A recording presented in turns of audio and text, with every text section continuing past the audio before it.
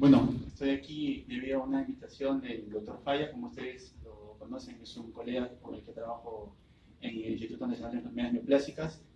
Y bueno, me encargó que para la noche de hoy día les hablara de dos temas que en realidad son temas muy amplios, pero he tratado de traerles algo bastante conciso, ¿no? Para que se lleven algo de cáncer de próstata, en esta oportunidad de cáncer de testículo.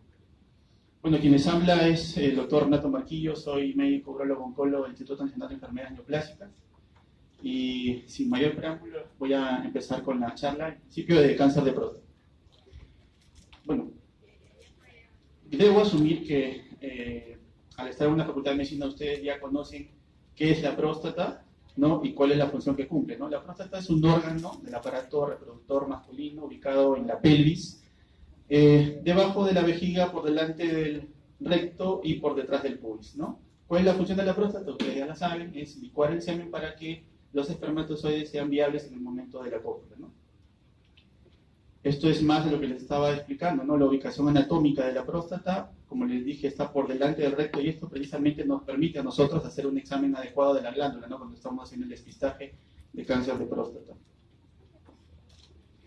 Esto es un dato importante. Antes que me olvide, mi colega me dice que les debo poner en alerta que todo lo que se diga en la charla va a venir en el examen. O sea, las preguntas van a venir de las diapositivas y las diapositivas van a quedar grabadas aquí en la computadora. Bueno, entonces, en cuanto al cáncer de próstata en sí, es importante empezar diciendo en qué parte de la próstata se ubica. Hay un colega, McNeil, que ha definido zonas anatómicas de la glándula prostática. Esas zonas anatómicas son la zona de transición, la zona central y la zona periférica, que están acá, que están acá designadas por sus siglas, ¿no? La zona periférica, la zona central y la zona de transición. ¿Y por qué he traído a colación esta imagen? Porque es importante resaltar que el cáncer de próstata con mayor frecuencia, en la mayoría de los casos, está ubicada en la zona periférica, ¿no? Hasta un 75-80% está ubicada en la zona periférica de la próstata, y eso nos permite a nosotros poder hacer el diagnóstico clínico, ¿no? Al momento de hacer el tacto rectal. Un 20-25% está ubicado en la zona de transición, y esto también es importante resaltar. ¿Por qué? Porque conocerán ustedes que los pacientes varones a partir de cierta edad, 40-45 años, comienzan a tener problemas obstructivos relacionados con este crecimiento prostático a nivel de esta zona, y lo que van a experimentar son síntomas de, por ejemplo, de levantarse en la noche a orinar, que el chorro urinario salga con debilidad, no tienen que empujar a veces para orinar. Ese crecimiento prostático, que es totalmente benigno, es a expensas de esta zona de transición. Sin embargo, hasta un 20-25% pueden presentar cáncer a este nivel. Y finalmente, la otra zona, la zona central de McNeil, puede albergar hasta un 5-10% de cáncer de próstata. ¿Qué es el cáncer? Bueno, el cáncer en general es un crecimiento desmedido de las células, en este caso neoplásicas, que pueden generar este crecimiento de manera autónoma y pueden invadir tanto localmente como a distancia. Esto es importante conocer. Esto es el problema del cáncer a nivel mundial, según Globocam, y está enfocado a nivel de los países o zonas de mayor desarrollo y zonas en menor desarrollo. Como verán, el cáncer de próstata, en cuanto a incidencia, que está en azul, y mortalidad en rojo, es más frecuente o es más incidente en zonas más desarrolladas, y tiene menos incidencia, o sea, hay menos casos nuevos en zonas menos desarrolladas. Pero sin embargo, al hacer el análisis, si se fijan en cuanto a la mortalidad es menos en los países o en las zonas desarrolladas, y la mortalidad es mucho mayor en zonas menos desarrolladas como la nuestra. ¿Y por qué les traigo este mensaje, no? Porque lamentablemente somos mal informados al escuchar por ahí, no quiero decir nombres, pero hay algunos personajes que utilizan los medios de comunicación masiva para decir que el cáncer de próstata es una enfermedad que no es letal, que no mata, y que por tanto ya no hay que hacer tacto rectal ni PSA. Bueno, eso aplica quizá para estas realidades, ¿no? Para las zonas o países más desarrollados. ¿Por qué? Porque ellos tienen una mejor cultura de prevención que la nuestra. En nuestro país, el cáncer de próstata es un problema de salud, y es un problema que llega a nosotros cuando está avanzado o localmente avanzado. Entonces es muy diferente, ¿no? Acá vamos a tener por eso mayor tasa de mortalidad que en los países en desarrollo. Por tanto, el mensaje es que la vigencia del tacto rectal y el PSA como medios para la prevención todavía son herramientas que debemos utilizar en nuestro país. No estamos a nivel de Estados Unidos o de Europa. Incidencia y mortalidad del cáncer a nivel mundial. Como verán, es un problema de salud, está discretamente por debajo del cáncer de pulmón en cuanto a incidencia y mortalidad. Eso es a nivel mundial. Y a nivel de Sudamérica ocupa el primer lugar, tanto en incidencia y de repente sigue por detrás del cáncer de pulmón en cuanto a mortalidad. ¿Y qué hay con respecto a Perú? Esto es los datos de Perú según Globocam. El cáncer de próstata, el primer lugar en incidencia y el primer lugar también en mortalidad. Ahora, estos son datos propios, ¿no? Estos son datos del registro de cáncer de Lima Metropolitana del año 2010-2012. Y como verán, en la parte que corresponde a varones, el cáncer con mayor frecuencia es el cáncer de próstata. Nuevamente, eso nos confirma que el cáncer de próstata es un problema de salud en nuestro país. Aquí tenemos la mortalidad por cáncer, ¿no? Nuevamente, el cáncer de próstata ocupa el primer lugar discretamente por encima del cáncer de estómago en cuanto a incidencia. Y la mortalidad también. Es importante resaltar la mortalidad del cáncer de próstata con relación a otros tipos de cánceres en la parte de varones. Miren, este es un trabajo realizado por colegas del instituto donde ponen de manifiesto el problema que les mencioné hace un momento, ¿no? En nuestro país lo que tenemos son más casos de cáncer de próstata avanzado y localmente avanzado. Si analizan el cuadro, lo que está en negrito aquí son los casos de cáncer de próstata localizado. Y lo que está aquí arriba más claro y más gris corresponde a los casos de cáncer de próstata localmente avanzados y avanzados. Y miren cómo ha ido evolucionando a través del tiempo. Desde 1981 hasta el año 2010 en que se publicó este trabajo, no ha variado en nada nuestra situación. Entonces no es posible extrapolar una situación de otras latitudes en nuestro país. Esto es una diapositiva que debería estar más adelante, pero es más o menos para definir el estadio o los estadios del cáncer de próstata. Básicamente, en el cáncer de próstata hay 4 estadios. El estadio 1 y 2 se refiere a cáncer de próstata localizado, o sea, la enfermedad no ha salido de la próstata. Como verán ustedes, aquí el cáncer está representado por este puntito amarillo, o las zonas amarillas acá o aquí. En estos 3 diagramas lo que vemos es cáncer de próstata localizado, y entiéndase por eso el concepto de que el cáncer no ha salido de la próstata. Cáncer de próstata estadio clínico 3 es un cáncer de próstata localmente avanzado. ¿Qué significa eso? Que este cáncer está comenzando a salir de la próstata, inclusive invade parte de la próstata en sí, en este caso las vesículas seminales, pero no se disemina a distancia aún. Y el cáncer de próstata estadio clínico 4 es aquel en donde la diseminación es a distancia. Vean ustedes, acá están comprometidos algunos ganglios, en este caso de la zona pélvica, ¿no? Esto es básicamente en los estadios clínicos. ¿Por qué es importante tener en cuenta los estadios clínicos? Porque en base al estadio clínico se va a dar el tratamiento, que vamos a ver más adelante de manera resumida. La etiología del cáncer de próstata tiene una etiología, como todos los tipos de neoplasias, multifactorial. Y en el cáncer de próstata se habla básicamente de factores de riesgo no modificables. Aquí, ¿quién entra a tallar? Los antecedentes familiares y los antecedentes raciales.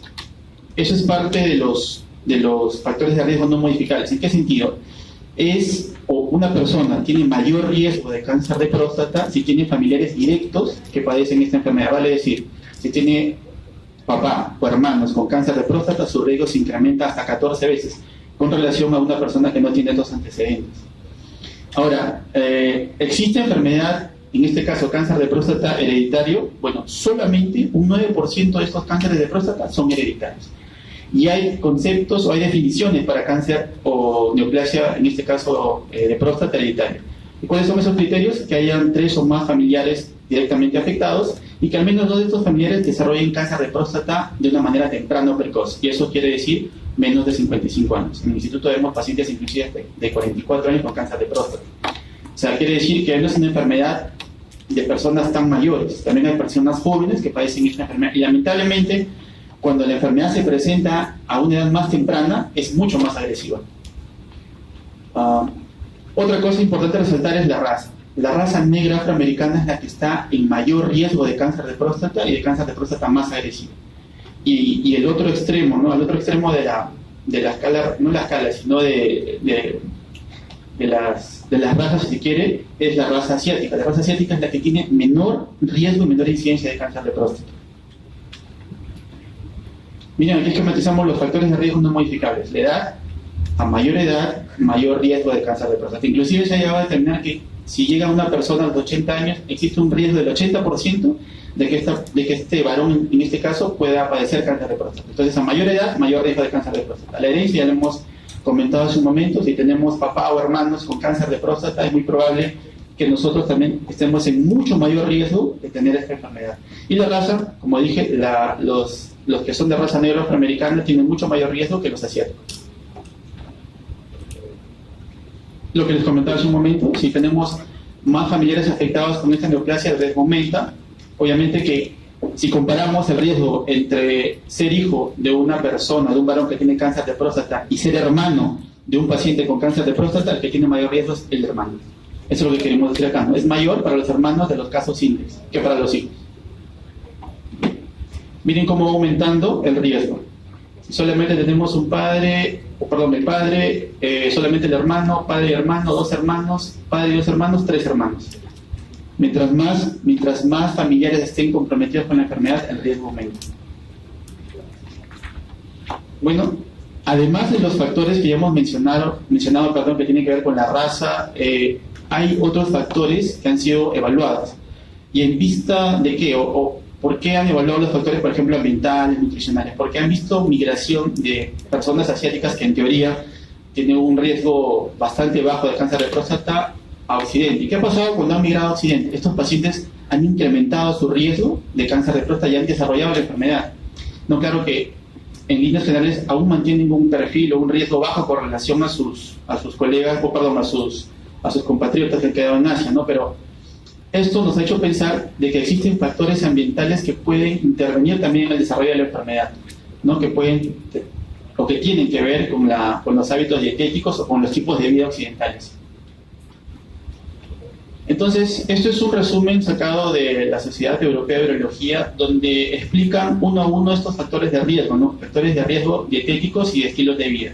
Con respecto al alcohol, hablan sobre un exceso de consumo o un exceso de no consumo, que ambos casos pueden estar relacionados con aparición de cáncer de próstata. En cuanto al consumo de proteínas de origen animal o consumo de grasas, la relación es débil. El consumo de licopenos está relacionado con la dieta rica en el tomate, en este caso. El licopeno es un antioxidante que está en el tomate y que en algunos estudios han encontrado una relación de carácter protector, o sea, en cuanto a la aparición de la enfermedad del cáncer de próstata. Sin embargo, los estudios no son concluyentes. Lo mismo sucede para la carne, los fitoestrógenos, las carnes rojas, es decir, los fitoestrógenos se cree que pueden tener un factor protector. La vitamina D, la vitamina E, el selenium no han demostrado tener un factor protector ni desencadenante del cáncer de próstata. Entonces, en conclusión, ninguno de estos estudios, porque son varios estudios en relación a estos factores dietéticos, han demostrado tener un poder estadístico suficiente como para incluirlos en una guía de práctica clínica. En cuanto al tabaco, el tabaco sí se asoció con un mayor riesgo de muerte, pero en el cáncer de próstata letal. Entonces, no hay una asociación causal, sino que podría acelerar un final letal en un cáncer de próstata que es muy agresivo, ¿no? Entonces, la evidencia muestra que hay una asociación modesta, pero estadísticamente significativa, entre fumar cigarros y el cáncer de próstata fatal. Y como les decía, no hay una medida específica dietética que sea recomendada para reducir el desarrollo de cáncer de próstata, ¿no? Con una fuerza de recomendación bastante fuerte, según la Sociedad Europea de Urología. Entonces, ¿qué debemos hacer? Si no podemos manejar los factores no modificables, porque nadie puede cambiar sus antecedentes familiares, nadie puede cambiar su raza, ¿no? Entonces, ¿qué debemos hacer? En el cáncer de próstata, básicamente tenemos que aplicar la detección temprana. ¿Y cómo se hace detección temprana en cáncer de próstata? Con los estudios de screening.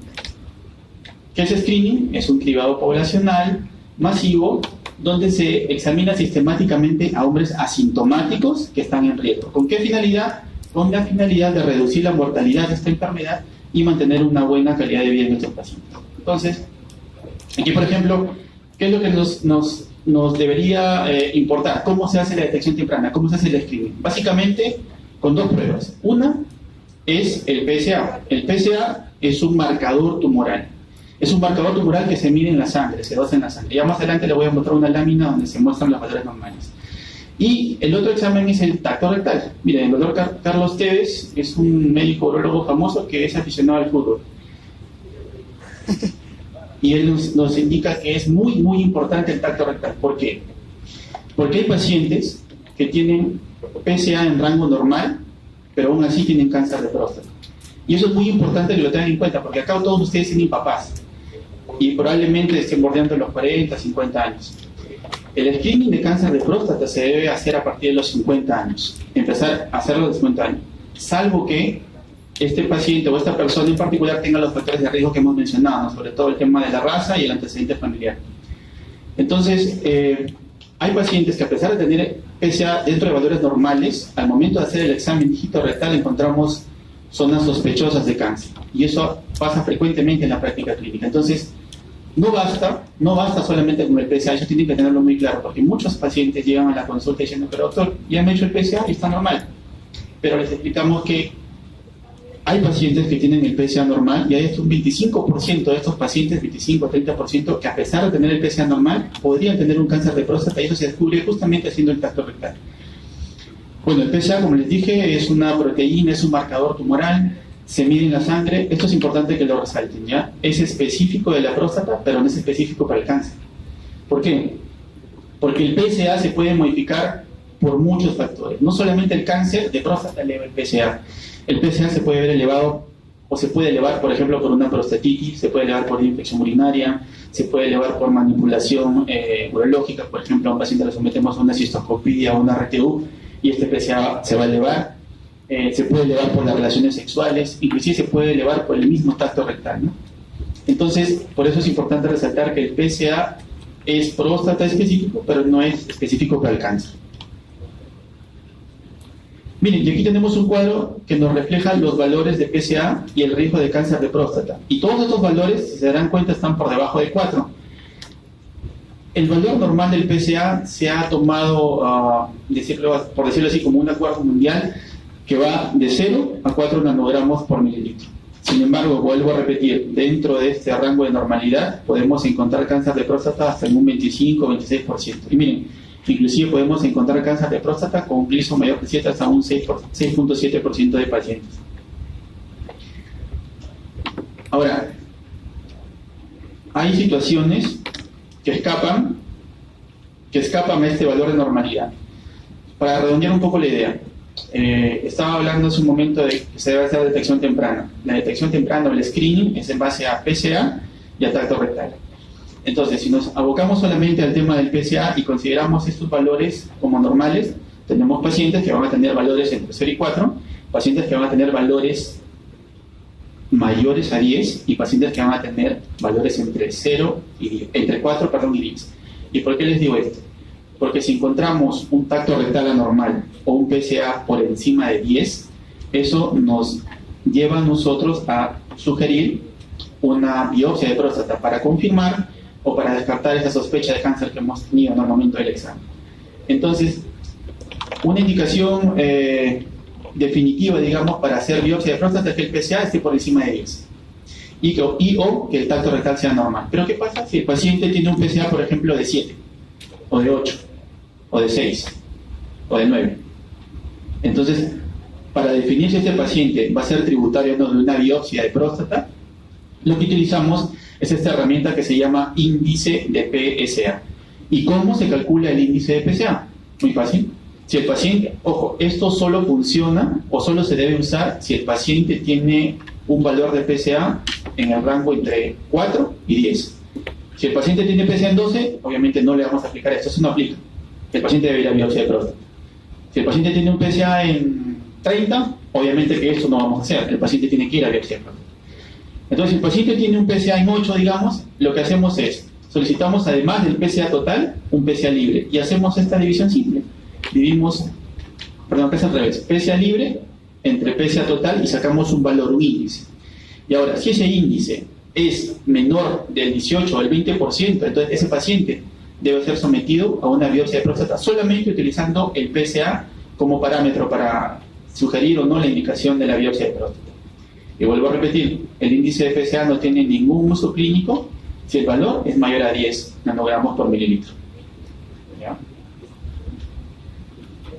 Ahora miren, les traje esta diapositiva porque justamente en relación a lo que les comentaba al principio, ¿no?, del screening. ¿Qué pasó en Estados Unidos?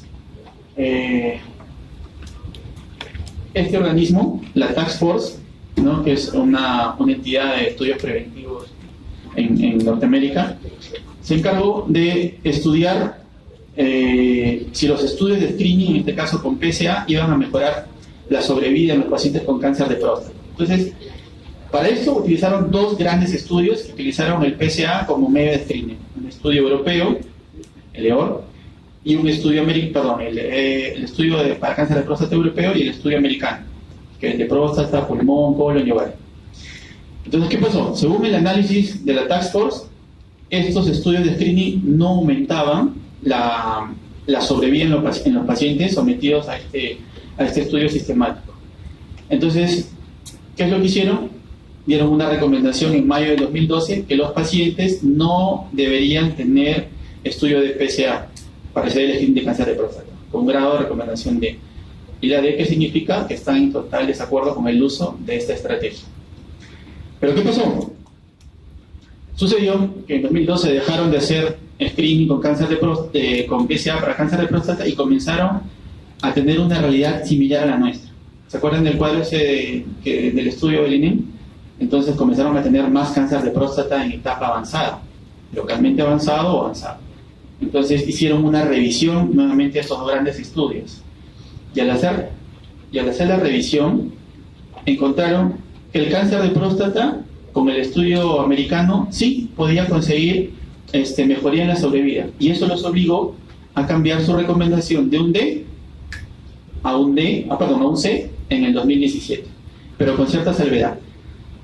¿Qué es lo que dijeron entonces ahora la Task Force? Que el cáncer de próstata o el despistaje, el tamizaje, el screening de cáncer de próstata con PSA se debería ofrecer a los pacientes varones o las personas varones entre 55 y 69 años, pero informándoles del posible riesgo del sobrediagnóstico y del sobretratamiento. ¿Y por qué esto? Porque en Norteamérica, con la tecnología que ellos tienen, lo que hacían era detectar cáncer de próstata en una etapa muy temprana por sus estudios preventivos que ellos tienen. Entonces, ¿qué hacían? Detectaban un cáncer de próstata de muy bajo riesgo y lo sometían a una prostatectomía radical. Y tenían las consecuencias de un sobrediagnóstico y un sobretratamiento. ¿En qué sentido? Que el paciente quedaba impotente o quedaba incontinente. Entonces, en virtud de eso, hicieron el análisis y en un principio dijeron que el cáncer de próstata que el screening con PSA en el cáncer de próstata no servía para aumentar la sobrevida, que al contrario lo que ocasionaba era un daño al paciente por el sobrediagnóstico y el sobretratamiento.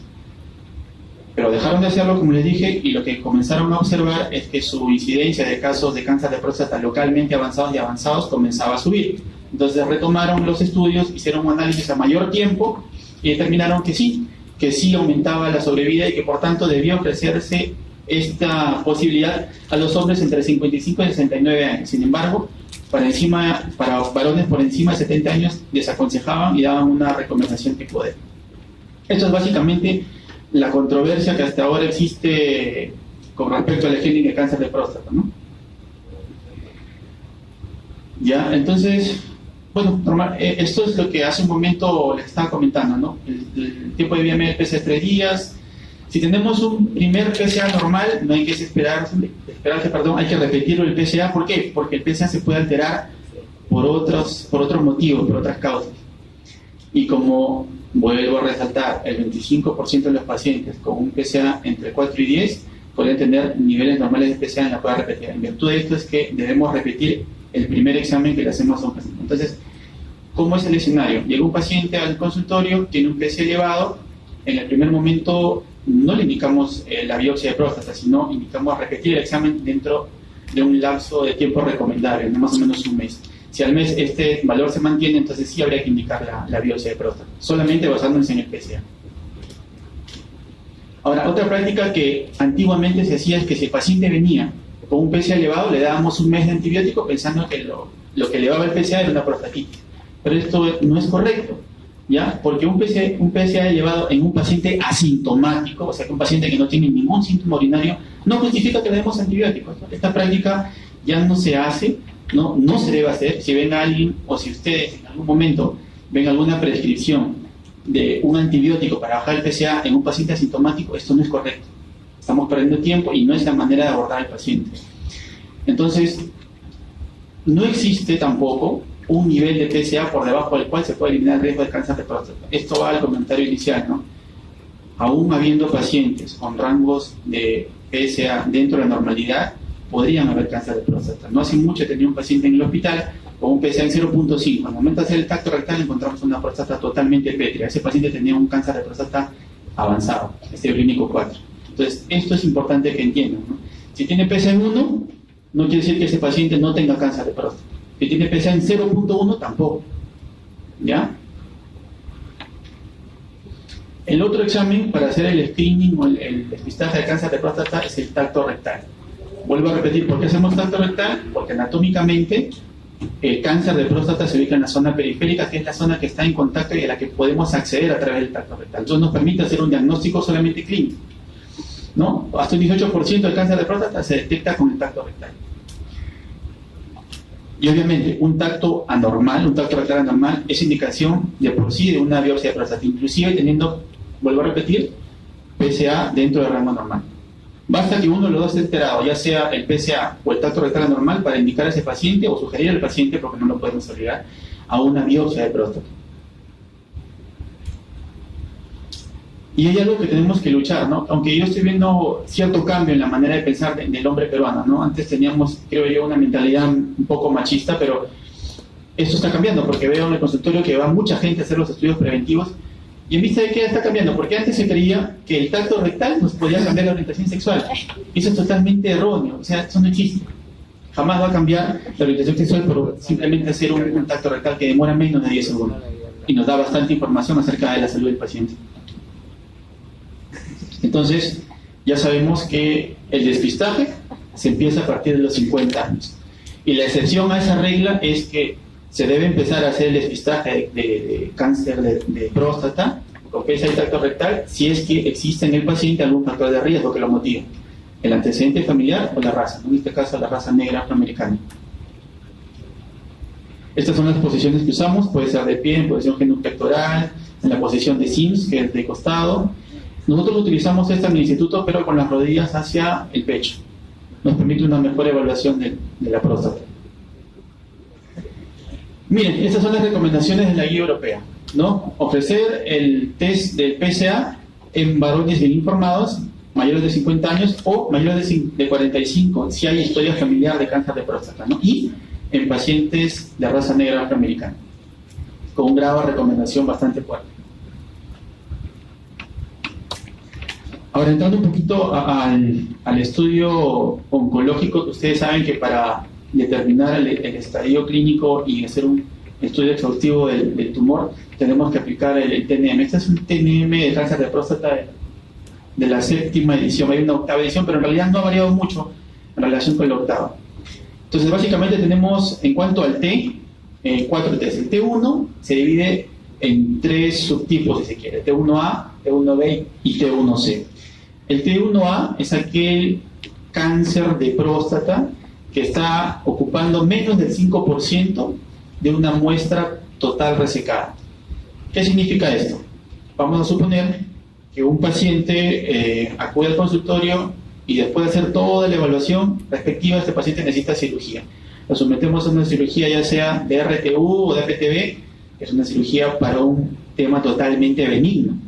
Pero ¿qué pasa? Llega la patología y nos informa el patólogo que inicialmente lo operamos como si fuera un paciente con un problema benigno, o sea que no es cáncer, pero sin embargo, al ver el resultado de la anatomía patológica, nos informa que hay tumor en menos del 5% de la muestra que le hemos enviado al patólogo. Entonces, en esa muestra de RTU que hemos nosotros operado, o en la muestra o en la próstata, que es el órgano que hemos, o el adenoma que hemos extirpado, hay menos del 5% de cáncer. Entonces, esto correspondería a un T1A. El T1B es cuando hay más del 5%. En la misma situación, pero hay más del 5%. Y el T1C es aquel cáncer de próstata, ¿no?, que se diagnostica porque ha tenido un PSA elevado, el tacto rectal normal, pero PSA elevado, y eso ha motivado una biopsia y hemos encontrado cáncer. Eso es un T1C. Entonces, el T1, en resumidas cuentas, es un cáncer de próstata que no se palpa y que no se ve, ¿no? El T2, digamos, es lo contrario del T1, es un cáncer que ya se palpa. Y el T2 está confinado a la glándula prostática. El T2A, el T2B y el T2C son las subclasificaciones. El T2A es cuando ocupa menos del 50% de un lóbulo prostático. Normalmente al tacto rectal ustedes van a tocar dos lóbulos separados por un raso y medio. Entonces cuando ocupa menos del 50% de un lóbulo prostático es un T2, si ocupa más del 50% es un T2B y si ocupa los dos lóbulos es un T2C. Es fácil, ¿no? El T3 correspondería a lo que vendría a ser un estadio clínico 3, un localmente avanzado. ¿Qué quiere decir? Que el tumor, vamos a poner la imagen más atrás.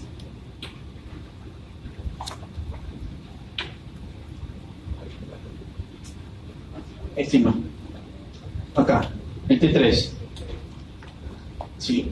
Quiere decir que el tumor se está empezando a salir de la próstata. El T3A es cuando hay invasión de la cápsula prostática y al tacto rectal sentimos que está saliendo el tumor. O sea, tocamos un nódulo, una protuberancia en la próstata que está saliendo de la glándula. O cuando hay compromiso de las vesículas seminales. Entonces, si está comprometiendo la cápsula, se está saliendo, sería un T3A. Y si comprometen las vesículas seminales, sería un T3B.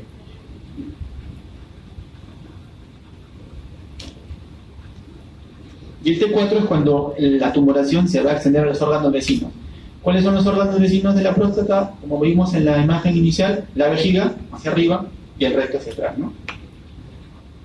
Entonces, el T4 invade estructuras adyacentes, la pared pelviana, el recto, los esfínteres, la vejiga o los músculos elevadores del ano. En cuanto a los Ns, es mucho más sencillo. N0 no hay ganglios y N1 hay ganglios pélvicos. ¿Y cuáles son los ganglios que son los ganglios regionales, por decirlo de alguna manera? Porque también vamos a encontrar ganglios abdominales, ganglios torácicos, ganglios supraclaviculares. Los ganglios linfáticos regionales son los ganglios de la pelvis que corresponden a las cadenas ganglionares de los vasos ilíacos externos, los vasos ilíacos internos y los vasos obturatrices. Si encontramos un ganglio linfático paraórtico, eso ya no sería una enfermedad metastásica. Eso es muy importante que lo entiendan, porque cuando hablemos de estadiaje, o de repente hay una pregunta en el examen de estadiaje, es importante que entiendan esto, ¿no? Si son ganglios linfáticos regionales, son N0 si es que no hay, y N1 si es que hay ganglios linfáticos regionales. Pero si hay un ganglio en localización, por ejemplo, supraclavicular, eso sería una enfermedad metastásica. Eso no es, sería un M1. ¿Ya? No sería un N1. Y esto es con respecto a la metástasis. M0 no hay metástasis, M1 enfermedad metastásica a distancia, es lo que les decía hace un momento. M1A cuando hay ganglios metastásicos que no son regionales, como por ejemplo el supraclavicular, ¿no? M1B es fácil, ¿no? M1B con el hueso, presencia de metástasis de tejido óseo. Y M1C cuando hay metástasis a distancia en otros órganos, por ejemplo, metástasis hepática, metástasis pulmonar, ¿no? Ahora, ¿cómo se hace? Me han escuchado hablar de estadiaje, ¿no? Ya hemos definido que hay estadio clínico 1, 2, 3 y 4. ¿Cómo se hace el estadiaje? Básicamente con exámenes de imágenes y con el examen clínico. El examen clínico ya nos da bastante información, pero esto lo hacemos para descartar enfermedad metastásica. Esto es una gamografía ósea. ¿Por qué pedimos gamografía ósea? Porque lamentablemente el cáncer de próstata tiene predilección por el tejido óseo y generalmente tiene predilección por la columna. ¿Qué parte de la columna? ¿Qué segmento de la columna? La columna dorsal. Entonces, lo que pedimos es una gamografía ósea justamente para ver el compromiso óseo. Esto es una tomografía abdominopélvica con contraste. ¿Y para qué pedimos eso? Para evaluar justamente los ganglios regionales. Los ganglios regionales son los de la pelvis. Entonces, lo que evaluamos acá son las cadenas ilíacas externas, internas y los ganglios obturatrices, que están más o menos por aquí. ¿Y esto qué es? Es una resonancia magnética multiparamétrica de próstata. En algunas ocasiones, esto no es el estándar, pero se suele pedir cuando, por ejemplo, no podemos solicitar una tomografía abdominopélvica a un paciente que, por ejemplo, tiene insuficiencia renal y que no podemos usar contraste o es alérgico al contraste, ¿no? Entonces, esto es la manera básica, si se quiere, de hacer un estadiaje de cáncer de próstata. Tomografía ósea, tomografía abdominopélvica y el examen clínico y el PET. Ahora, también es importante definir qué paciente va a tener un cáncer de próstata, digamos, letal, de peor pronóstico. ¿Y eso cómo se hace? Se hace usando esta clasificación de D'Amico, D'Amico fue un radioterapeuta que evaluó varios parámetros para definir el riesgo de progresión del cáncer de próstata, ¿no? ¿Y en base a qué hizo su clasificación? Básicamente a tres cosas.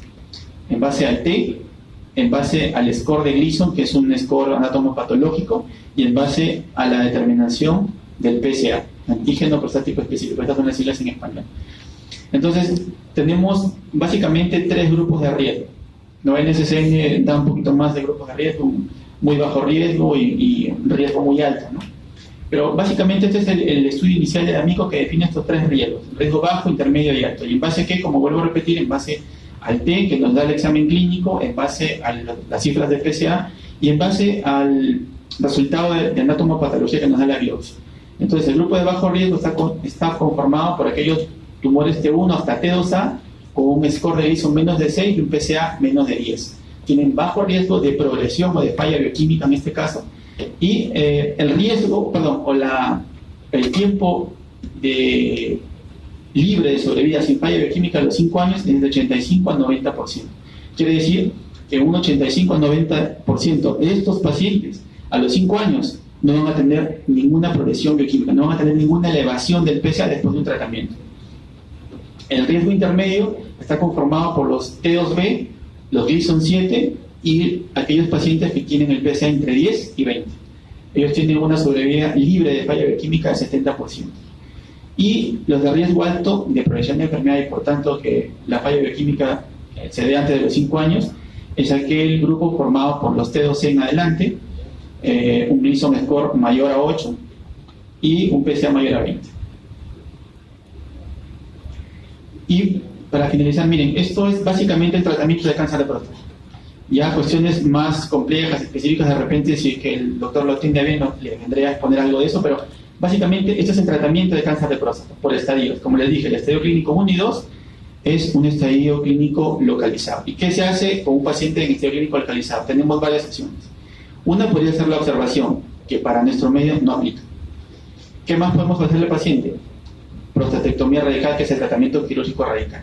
Si el paciente no puede ser sometido a cirugía por condiciones X, la opción podría ser radioterapia, como podemos ver acá. Y la radioterapia tiene varias opciones a su vez. Puede ser radioterapia externa o radioterapia localizada, que se llama braquiterapia. En el estadio clínico 3, que es el localmente avanzado, el estándar es dar hormonoterapia, y entiéndase por hormonoterapia a la supresión androgénica. Para que tengan una idea, en el cáncer de próstata lo que motiva el desarrollo y el avance de la neoplasia es la testosterona que tenemos los varones. Entonces, el fundamento del tratamiento de hormonoterapia es bloquear la producción de testosterona. Entonces, a eso denominamos hormonoterapia. En el estadio clínico localmente avanzado, lo que hacemos es dar la hormonoterapia para reducir esa masa tumoral y que pueda recibir una radioterapia más eficaz. Entonces, el estándar, como le digo, para un estadio clínico 3, que es el localmente avanzado, es la hormonoterapia más la radioterapia. Sin embargo, en algunos casos seleccionados también se podría aplicar cirugía, no prostatectomía radical. Sin embargo, podría tener más riesgo de complicaciones. Y finalmente, para el estadio clínico 4, el metastásico y el avanzado, lo que le ofrecemos es hormonoterapia como tratamiento estándar. Bueno, esto es básicamente lo referente al cáncer de próstata. ¿Tienen alguna pregunta sobre el tema? Si no tienen preguntas, avanzo a la otra charla, que es cáncer de testículo, y si quieren al final damos unos minutos para una ronda de preguntas, y si no, terminamos el clase. ¿Sigo con cáncer de testículo?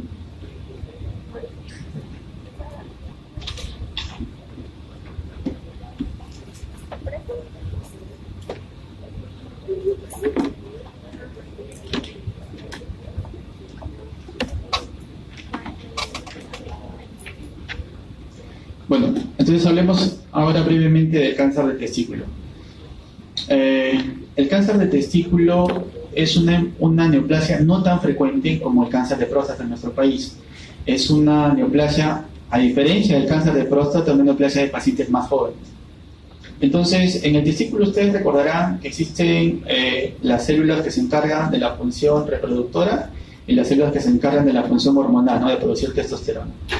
¿Por qué es importante resaltar esto? Porque el 95% de los tumores testiculares son tumores de células germinales. Y el otro 5% son tumores que provienen de las células del estroma. En cuanto a datos epidemiológicos, como les comentaba, son casos raros, ¿no? Pues ni tan raros, sino que no son tan frecuentes como, por ejemplo, el cáncer de próstata.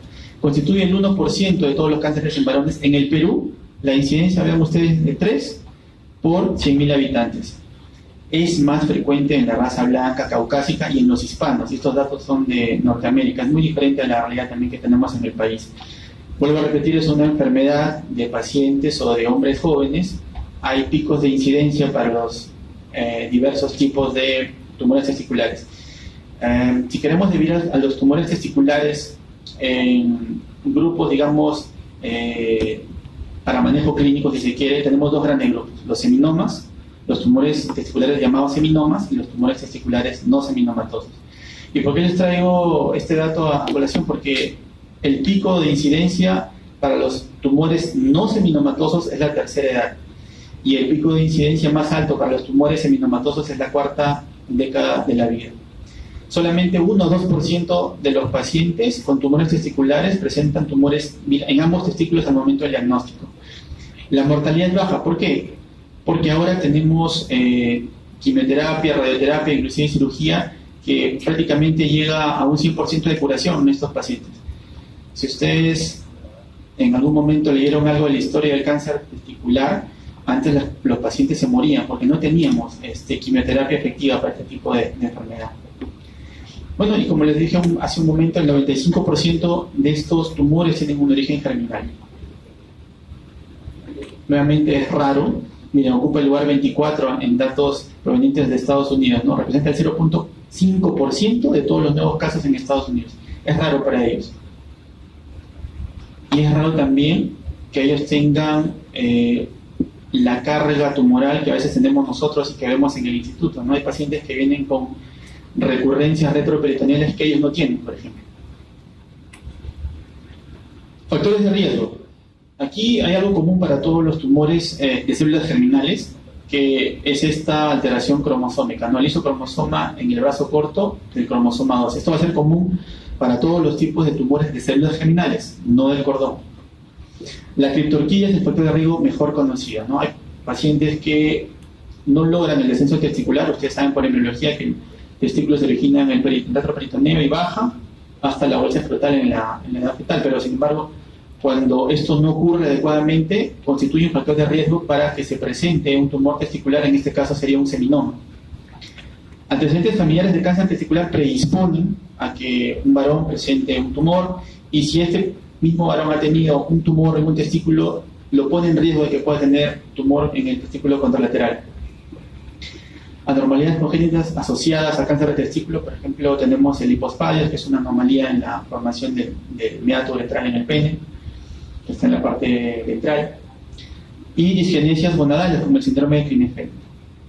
Aquí tenemos, y lo he puesto a propósito entre signo de interrogación, a la microlitiasis, porque esto también ha sido motivo de discusión. Se pensaba y se analizó retrospectivamente que las microlitiasis tenían que ver con la aparición de tumores testiculares. Sin embargo, hay datos estadísticos que dicen que hasta un 80% de los pacientes que tienen tumor testicular tienen microlitiasis. Sin embargo, más del 90% de pacientes que tienen microlitiasis no tienen tumor. Entonces, ¿cómo debemos evaluar esto, no? En realidad, las microlitiasis debemos tenerlas en cuenta, en consideración, cuando estamos evaluando un paciente que tiene factores de riesgo. ¿Y cuáles factores de riesgo serían? Los que estamos mencionando. Bueno, si un paciente tiene criptorquidia, tiene microlitiasis, entonces en ese debo tener mayor énfasis al momento de hacer mi evaluación. Entonces, ¿cómo haría la evaluación en un paciente que tiene microlitiasis? Básicamente una evaluación clínica y una evaluación ecográfica. ¿Y cada qué tiempo tendría que hacer eso? Si el paciente tiene microlitiasis, tiene un factor de riesgo, entonces ese paciente debe ser evaluado cada 6 o cada 12 meses en busca de encontrar alguna tumoración en el testículo, ¿no? Bueno, todos los tumores testiculares tienen como lesión inicial una neoplasia intratubular. Y los pacientes que tienen un cáncer testicular tienen en el testículo contralateral hasta un 5 a 6% esta lesión premaligna. Quiere decir, si yo tengo un tumor en el testículo derecho, ¿no? Si estoy dentro de este grupo del 5 a 6%, tendría un carcinoma in situ en el testículo izquierdo. Sin embargo, solamente la mitad de estos pacientes va a ser un tumor de células germinales. Esta es una clasificación patológica, ¿ya? O sea, para uso del anatomopatólogo. Básicamente lo dividen en tumores de células germinales derivados, que están en relación con carcinoma in situ, y tumores que no están relacionados con el carcinoma in situ. Dentro de este primer grupo tenemos al seminoma y a esta serie de variedades histológicas que corresponderían al grupo de los no seminomatosos. Y en el otro grupo que no está relacionado con carcinoma in situ, tenemos al tumor espermatocítico, seminoma espermatocítico, al tumor de saco vitelino de tipo prepuberal y a los tumores de células germinales mixtos de tipo prepuberal también. Esto es importante también que conozcan las vías de diseminación linfática. A ver, normalmente los testículos los testículos tienen un sistema de drenaje linfático que va hacia el retroperitoneo, como ven acá. ¿Ya? Entonces, cuando hay un tumor testicular, la vía de diseminación preferentemente va a ser linfática en el caso de los tumores seminomatosos. Y va a ser hematógena preferentemente para los tumores no seminomatosos. ¿Y por qué les menciono esto? Porque a veces vemos en el examen clínico que hacen los colegas que examinan, por ejemplo, ganglios inguinales. Los ganglios inguinales no son ganglios que correspondan al drenaje linfático del testículo. Por tanto, no cabría o no se explicaría, salvo alguna excepción, que busquemos ganglios o enfermedad metastásica a nivel inguinal en cáncer de testículo. Entonces, el nivel de drenaje testicular para efectos del cáncer testicular es el retroperitoneo, ¿no? En el lado derecho va a ser la zona paracava, precava e interaortocava. Y en el lado izquierdo va a ser el área paraórtica y preaórtica. Ahora, hay una situación en la que sí podríamos encontrar ganglios linfáticos en relación a cáncer testicular. Me imagino que en sus clases de cirugía, ustedes, si ya pasaron por urología, han visto que el tratamiento quirúrgico, si no lo han visto entonces lo voy a mencionar, el tratamiento quirúrgico inicial, si se quiere, quirúrgico diagnóstico, es la ortictomía radical. ¿En qué consiste esto? En retirar el testículo, pero no por la bolsa escrotal, sino a nivel inguinal. ¿Por qué? Porque de esa manera vamos a evitar una violación a la técnica quirúrgica que me cambie el estadio y el drenaje linfático del testículo. ¿Por qué les digo esto? Porque si abrimos el escroto, el drenaje y el testículo tumoral se rompe, el drenaje linfático tumoral va a cambiar. Ya no va a aparecer en el retroperitoneo solamente, sino ahí sí va a aparecer en la ingle, porque el drenaje linfático del escroto es hacia la ingle. Entonces, esa es la única situación en la que podríamos encontrar ganglios linfáticos metastásicos por un cáncer de testículo en la ingle. Entonces, ténganlo bien claro eso, ¿no? El drenaje linfático es al retroperitoneo. Entonces, si alguna vez van a su rotación de urología y el doctor le dice, a ver, examinen un cáncer de testículo, no vayan a buscar ganglios en la ingle. Eso no es territorio de drenaje linfático testicular. Los síntomas, la clínica en el cáncer testicular es muy sencillo. Es una maja indolora. O sea, el cáncer de testículo no duele. Me olvidé de mencionar algo. El cáncer de testículo tampoco aparece por un trauma, por un golpe, por una caída, porque eso siempre lo escuchamos en la consulta y no tiene nada que ver con cáncer de testículo. Pero doctor, se golpeó y llegó y justamente en el hospital descubrió que tenía un cáncer de testículo. Sí, pues, el golpe motivó que vaya al hospital, pero el golpe no le ocasionó el cáncer. Ya, entonces, el trauma a nivel genital no es causa, no es un factor de riesgo, no es un factor etiológico de cáncer testicular, por si acaso. Entonces, la clínica del cáncer testicular, masa testicular indolora, habitualmente solamente un 20% puede presentar dolor. Puede haber ginecomastia, ¿no? ¿Por qué? Porque en el testículo acuérdense que hay células que producen hormonas y en un 7% de los pacientes puede haber crecimiento mamario. Cuando hay enfermedad avanzada retroperitoneal, puede haber dolor en el flanco, puede haber inclusive dolor pélvico, ¿no? Puede haber edema de miembros inferiores por obstrucción linfática. y hasta un 32% de estos pacientes al momento del diagnóstico ya tienen metástasis, ¿no? Entonces la metástasis es retroperitoneal, puede ser también pulmonar, cerebral, hepática, qué sé yo. Y esto también es importante que lo recuerden. ¿Cuál es el diagnóstico diferencial? El diagnóstico diferencial de un cáncer testicular. Toda aquella patología testicular que genere masa, ¿no? Por ejemplo, aquí la que no genera masa es el varicocele. El varicocele es una patología del cordón. El hidrocele, ¿cómo harían el diagnóstico diferencial? Muy fácil, le hacen transiluminación al testículo. No, si es transiluminación positiva, entonces, todavía no hay urología ustedes, ¿no? Ya. Entonces les explico, la transiluminación, ¿qué consiste? Es tomar el escroto en un ambiente oscuro y poner una linterna debajo del escroto. Entonces lo que vamos a ver es el testiculito nadando en el líquido.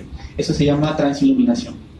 Entonces, vemos a un paciente con masa testicular, hacemos transiluminación para descartar hidrocele. Si no hay transiluminación, entonces descartamos hidrocele.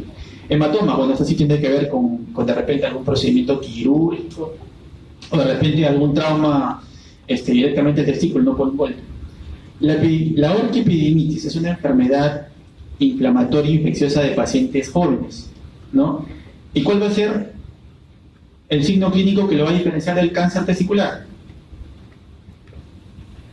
El dolor, ¿no? Un paciente con orquiepididimitis va a tener dolor, o sea, ese testículo va a estar intocable, va a estar rojo, va a estar aumentado de tamaño, va a estar edematoso y es muy doloroso. Entonces, es una manera de hacer el diagnóstico diferencial. Sin embargo, puede haber pacientes que tienen una inflamación testicular propia de una infección y a la vez también tener un tumor testicular. Entonces, ¿qué hacemos en esos pacientes? Les damos el tratamiento antibiótico que corresponde a la infección y luego lo reevaluamos una vez que haya pasado el proceso infeccioso.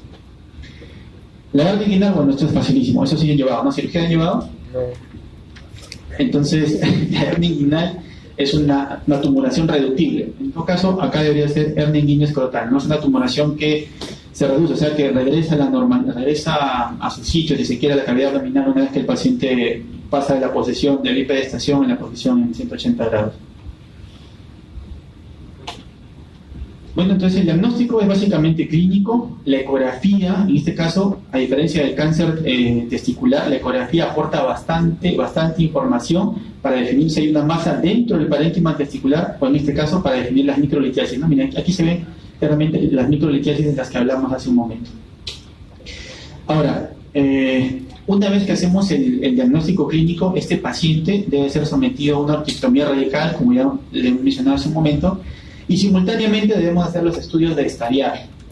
Nuevamente, al igual que en el cáncer de próstata y en todos los cánceres, hay que hacer un estadiaje, o sea, ver en qué estado está el cáncer, si está localizado, o si está localmente avanzado, o si está a distancia diseminado. ¿Y por qué es eso? Porque de acuerdo al estadiaje va el tratamiento, ¿ya? Entonces, en el caso del cáncer testicular, ¿cómo hacemos el estadiaje? Básicamente solicitamos tomografía abdominopélvica y tomografía de tórax. A diferencia de los colegas, y eso sin criticar, los colegas de medicina oncológica, cuando tienen un paciente con cáncer testicular, ellos piden todo el paquete completo, no piden la tomografía abdominopélvica, la de tórax y la cerebral. Sin embargo, nosotros creemos que la cerebral se debe pedir, ya sea la tomografía o la resonancia magnética, siempre y cuando haya síntomas que sugieren que hay un compromiso metastásico cerebral, ¿no? Los marcadores tumorales también son importantísimos como parte del diagnóstico de un cáncer o de la evaluación de un cáncer testicular. ¿Qué marcadores utilizamos en el cáncer testicular? Básicamente tres: la AFP, la HCG y la VHL, que no la he colocado acá. Las dos primeras sí nos van a orientar a qué tipo de patología puede ser.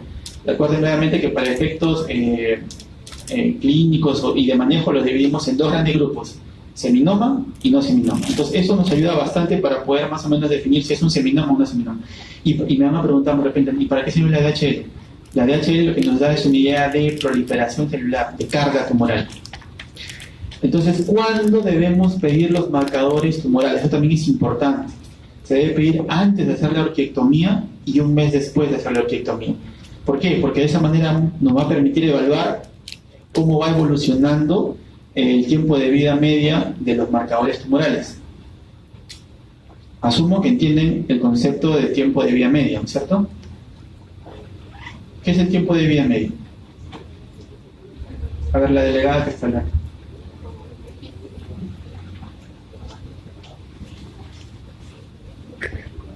¿De qué? A ver, les explico un poco. El tiempo de vida media es, digamos, el tiempo en que el marcador tumoral va a comenzar a disminuir a la mitad de su valor inicial. Entonces, por eso es que si tenemos un paciente que tomamos, hacemos un dosaje de los marcadores tumorales antes de la cirugía, a los 2 días no le voy a hacer un nuevo dosaje de marcadores, porque tengo que esperar que eso se normalice teniendo en cuenta los tiempos de vida media. Entonces, por eso pedimos más o menos a los 30-35 días después de haber hecho la cirugía, pensando en que estos marcadores tumorales se van a normalizar, ¿no? Porque, bueno, para que tengan una idea, a veces encontramos pacientes, por ejemplo, con HCG en 50.000, AFP en 200.000, ¿no? Entonces no vamos a pedirle un marcador tumoral de control a los 2 o 3 días de la cirugía. Por eso es que tenemos que tener en cuenta el concepto de tiempo de vida media y, de acuerdo a eso, solicitarlo prudentemente 30 días después de la cirugía, en este caso de la orquiectomía radical. Ahora, cabe aclarar algo, ¿no? En los pacientes con cáncer de testículo, el tratamiento no es la orquiectomía radical. La orquiectomía radical nos va a ayudar a tener, digamos, el órgano para poder hacer el estudio anatomopatológico y luego con el estadiaje y la anatomía patológica recién vamos a dar el tratamiento definitivo. Bueno, en cuanto al tiempo de vida media, el AFP tiene un tiempo de vida media de más o menos 3 a 5 días y el HCG de 12 a 24 horas. Ahora, ¿cómo se comporta? Miren, básicamente la AFP y la HCG, ambos van a estar en la mayoría de veces elevados en los tumores de células germinales no seminomatosas. Eso significan las siglas, ¿no? Tumores de células germinales no seminomatosas. Para redondear la idea, en los tumores de células germinales no seminomatosos sí van a estar elevados, sí pueden estar elevados tanto el HCG como el AFP. En cambio, en los tumores de células germinales seminomatosos no están elevados. Entonces, no va a ser posible que les tenga un reporte de anatomía patológica y les digan, es un seminoma puro y tenga la AFP elevadísima. Eso no es seminoma. Pero miren, para toda regla hay excepción. En los tumores de células germinales seminomatosos puede haber hasta un 30% de elevación del HCG. Esto es importante también, ¿ya? Entonces puede haber un paciente que tiene un seminoma, yo le estoy diciendo acá, ¿no? En el seminoma no se eleva ni el HCG ni la AFP. Y por ahí ven un paciente que tiene el HCG elevada y la anatomía patológica le reportan seminoma. Eso sí se puede dar. Ese escenario sí puede existir. Hasta un 30% de pacientes pueden tener ese incremento del HCG en los pacientes con tumores de células germinales seminomatosos. Y otro dato importante. El hecho de tener marcadores tumorales negativos no excluye el diagnóstico de cáncer de testículo. Justamente por esto, ¿no? Porque los tumores seminomatosos no elevan los marcadores tumorales. Y también hay una excepción a eso, ¿no? Hay un tipo de tumor germinal no seminomatoso que no eleva los marcadores. Y ese tumor es el teratoma. El teratoma no eleva marcadores tumorales y es un tumor no seminomatoso. Y es importante porque, vamos a verlo más adelante. Miren, esto es una imagen de un teratoma. Es una tomografía abdominopélvica. Esto es la columna, aquí están los riñones. Y aquí tenemos los vasos importantes, esto sería la aorta. Miren cómo este es el tumor, el teratoma. Todo esto es el teratoma, desplaza los órganos. Y el teratoma tiene una característica importante, que es un tumor que en principio no expresa marcadores tumorales y tampoco responde a quimioterapia. Entonces, el único tratamiento posible y factible para un paciente que tiene este tipo de tumor es la cirugía. ¿Y cuál es el problema con esto? Lo voy a mencionar aquí más adelante en una diapositiva. Que estos teratomas son en realidad tumores benignos, o sea, no tienen un potencial maligno. Sin embargo, por su comportamiento, por su crecimiento tumoral, al comprometer otros órganos, los envuelve. Entonces, por ejemplo, si entramos a hacer un rescate de un teratoma, este teratoma a veces está envolviendo vasos importantes, por ejemplo el hilo renal, y lamentablemente, como no lo podemos separar el hilo renal, va a seguir en bloque con todo el riñón. Miren, acá hay otra imagen de un teratoma, aquí en medio, esto podría ser la aorta, y miren todo lo que ocupa la masa tumoral, y aquí ni se ven los hilos renales, ni en un lado ni en el otro. Estas imágenes son imágenes correspondientes a metástasis, acá hay metástasis pulmonar, en la figura que está a la izquierda de ustedes, esta es metástasis cerebral.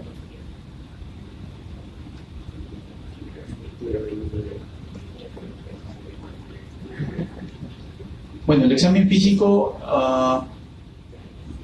en realidad es sencillo. Hay que tomar los testículos entre los dedos anular y medio, dejando libre los dedos índice y pulgar para poder palpar los testículos. Y lo que habitualmente debemos hacer es palpar la consistencia, cambios en la consistencia testicular.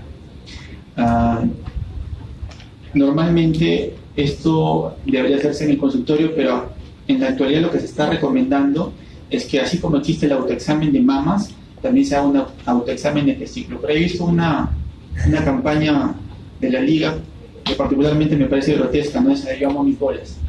Entonces, yo preferí no participar, sinceramente, porque me parece un poco grotesco el mensaje. Pero a lo que va justamente a esto, ¿no? Al examen de los testículos, a recomendar el autoexamen testicular.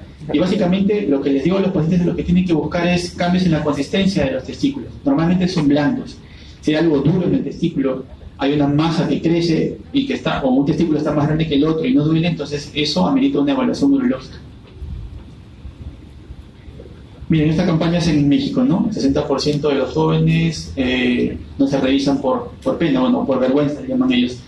Y lo que están tratando de hacer con sus bolas en juego es justamente que el paciente tenga mayor conciencia en cuanto al autoexamen testicular, ¿no? Porque es una enfermedad o es una neoplasia de pacientes jóvenes. Acá tenemos la clasificación que más o menos nosotros manejamos. Los tumores testiculares, básicamente, tumores de células germinales, tumores de células del estroma gonadal y metástasis. ¿Qué tumor da metástasis al testículo? Acuérdense, hay dos santuarios en el cuerpo humano, uno es el cerebro y otro son los testículos, ¿no? En virtud de las barreras hematoencefálica y hematotesticular. ¿Quién podría dar metástasis aquí? Para que tengan una idea, nuevamente, en el instituto lo que vemos son pacientes pediátricos con padecimientos de leucemias, que lo envían a la consultorio de urología para una biopsia testicular por incremento de consistencia testicular. Precisamente en razón de estos santuarios que existen, probablemente la quimioterapia no ha llegado adecuadamente y ha hecho metástasis por leucemia linfoblástica aguda o linfoma. Entonces, estos son los casos metastásicos que reportan la serie, ¿no? Y aquí están los dos grupos, grandes grupos en los que dividimos nosotros para efectos del manejo, ¿no? Los seminomas, que pueden ser a su vez clasificados en seminoma clásico, seminoma neoplásico y espermatocítico. Y el espermatocítico es el que sale en la regla, no se puede presentar en pacientes mayores de 50 años. Hay una característica importante de todos los tumores testiculares, que es importante resaltar porque justamente por esa virtud que tienen por esa característica que tienen estos tumores, es que tenemos una alta tasa de curación, es que son quimiosensibles. Y específicamente el seminoma también es radiosensible. Por eso es que en una diapositiva más adelante van a ver que este tipo de tumor puede ser susceptible de tratamiento tanto con quimioterapia como con radioterapia.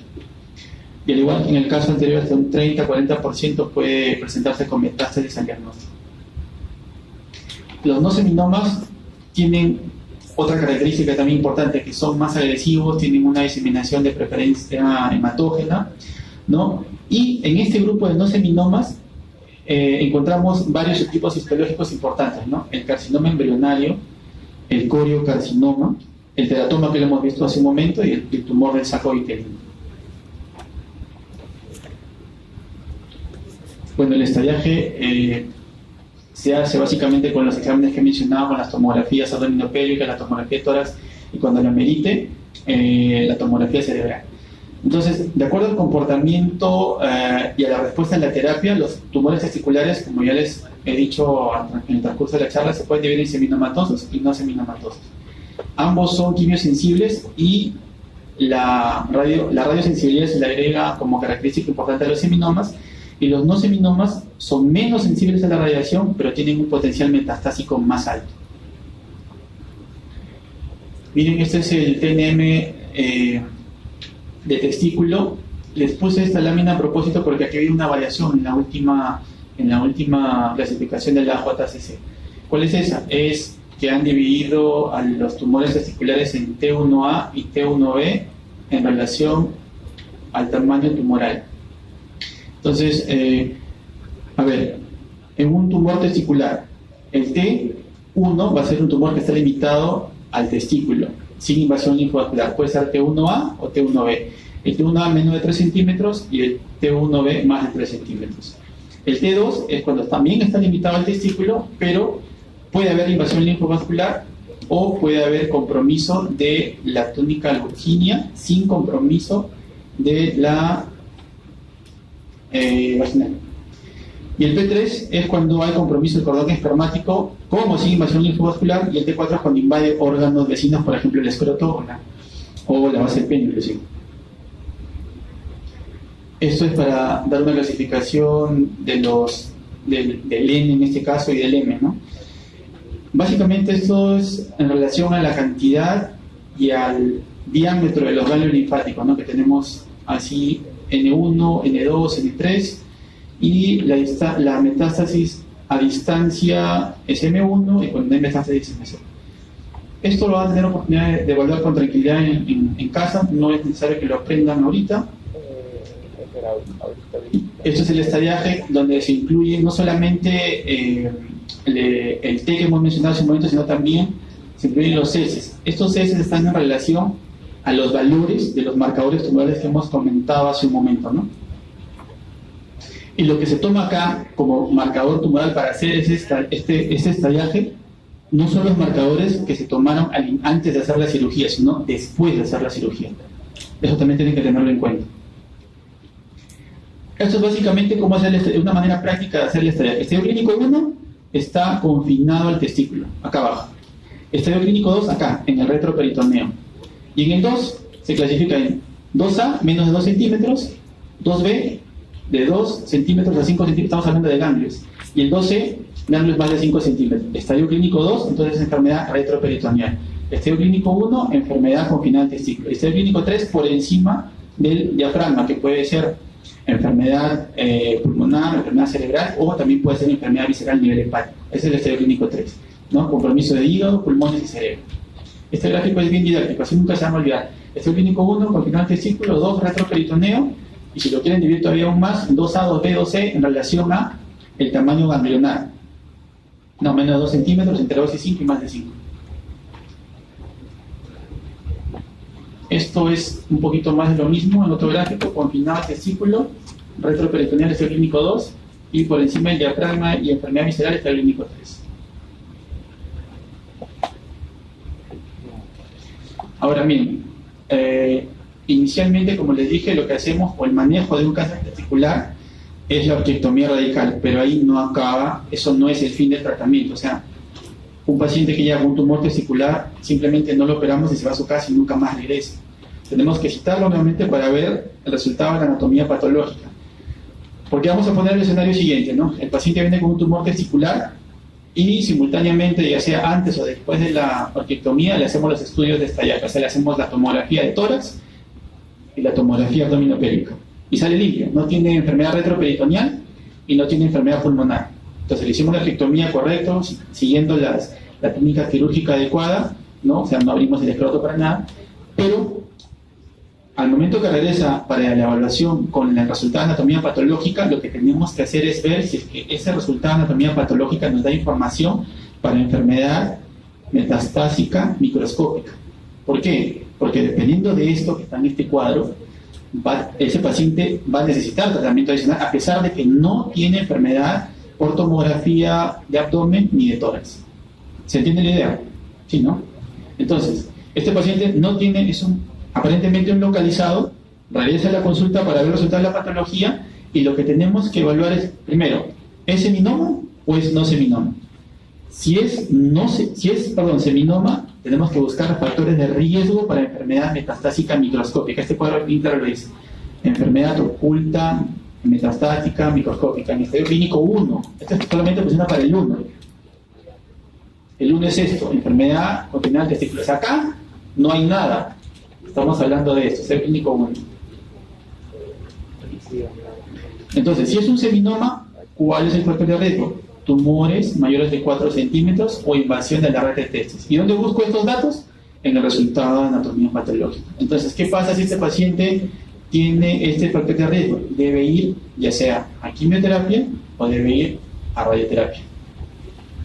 Ahora, ¿qué pasa si la patología nos dice que es un no seminoma? Entonces, ¿qué buscamos? Buscamos esto, porcentaje de carcinoma embrionario mayor al 50%.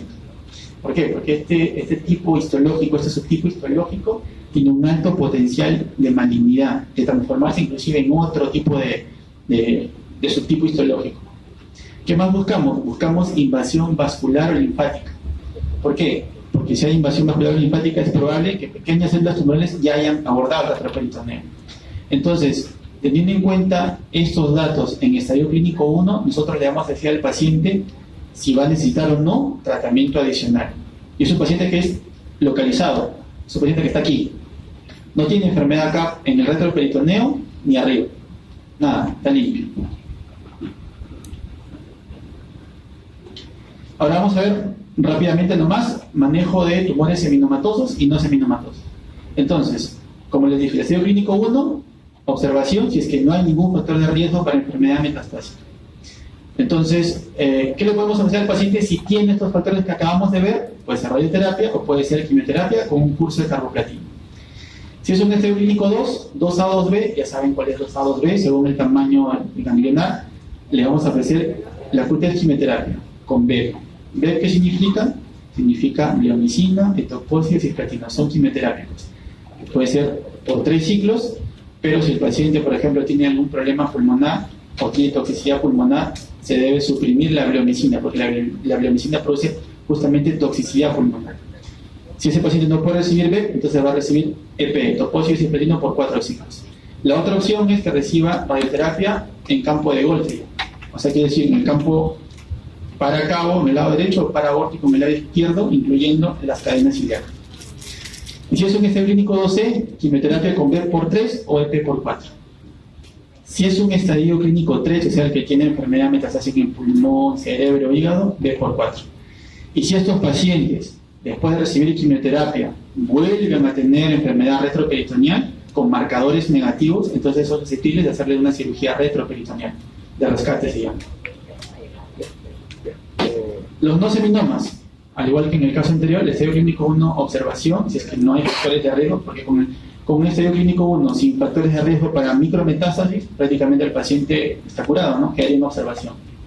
Entonces, pero sin embargo, si encontramos algún factor de riesgo de los que hemos comentado, puede ir a una linfadenectomía retroperitoneal primaria, se llama esto, con preservación de nervios. ¿A qué se refiere esto? Lo que sucede es que en el retroperitoneo están los nervios, las cadenas simpáticas, que guardan relación con la eyaculación, en el caso de los varones, obviamente. Entonces, ¿qué sucede? Si no conservamos esos nervios, ese paciente joven va a quedar sin la posibilidad de tener familia. Entonces, lo que se debe hacer es una linfadenectomía retroperitoneal con preservación de fibras nerviosas simpáticas o ganglionares. Esa es una alternativa. La otra alternativa es que reciba BEP, quimioterapia. Si es un estadio clínico 2A, 2B, si los marcadores son positivos, B por 3, si son negativos, linfadenectomía, si es 2C, B por 3 o 4, y si es estadio clínico 3, la quimioterapia en 4 ciclos o linfadenectomía de rescate si es que persiste la enfermedad a pesar de quimioterapia y marcadores tumorales negativos. Eso, lo que me refiero cuando estoy hablando de linfadenectomía es esto, ¿no? A sacar los ganglios, las cadenas linfáticas que están en esos territorios dentro de las líneas punteadas. Esto es para el lado derecho, esto es para el lado izquierdo. Ahora, una capita aparte del teratoma que hemos mencionado hace un momento, ¿no? Estos son mortales no por su condición misma de teratoma, sino por el comportamiento que tienen en cuanto a su crecimiento.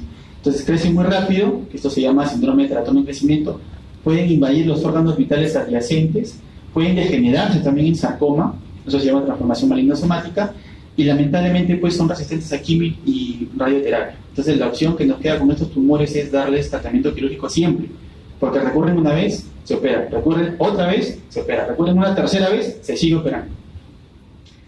Los teratomas solo pueden curarse mediante extirpación quirúrgica, es lo que les estaba diciendo.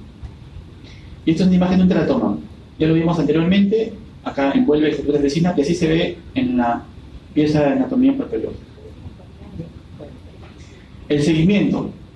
Después que se opera un paciente con tumor testicular, ya sea solamente la orquiectomía o linfadenectomía retroperitoneal, hay que hacer un seguimiento para justamente estar atentos a la recurrencia. Se hace cada 3 meses, los 2 primeros años, después pasamos a 4 meses, a 6 meses, y a partir del 5.º año viene una vez al año. ¿Y qué pedimos en cada control? Marcadores tumorales y exámenes de imágenes, ¿no? Ecografía, abdominopélvica. En realidad, las guías lo que mencionan o lo que sugieren son exámenes de tomografía de tórax y abdominopélvica.